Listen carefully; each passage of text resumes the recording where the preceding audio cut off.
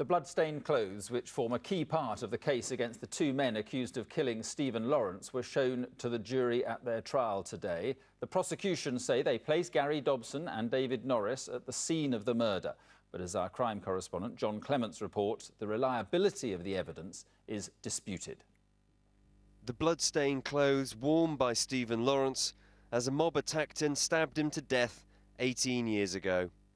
Cut from his body by paramedics who fought to save his life, so soaked in blood they took 3 days to dry.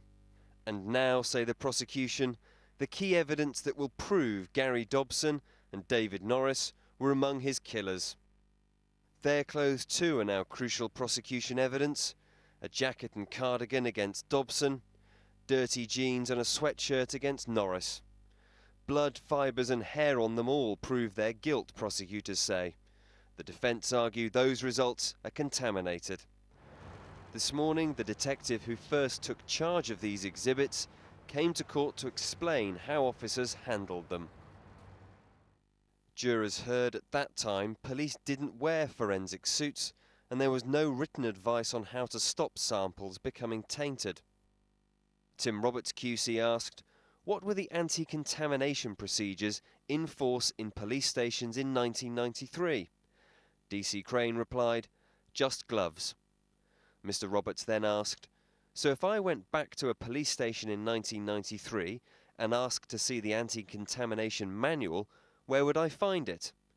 DC Crane said, I'm not sure there was one. The jury was also shown surveillance photographs taken by police of David Norris and Gary Dobson at a house near the murder a few days afterwards.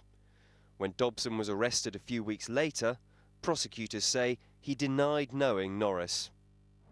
Today's evidence went to the heart of the issue in dispute at this trial. While prosecutors say new forensic tests prove who killed Stephen Lawrence, the defence say they prove nothing because the original samples were contaminated. John Clements, ITV News, the Old Bailey.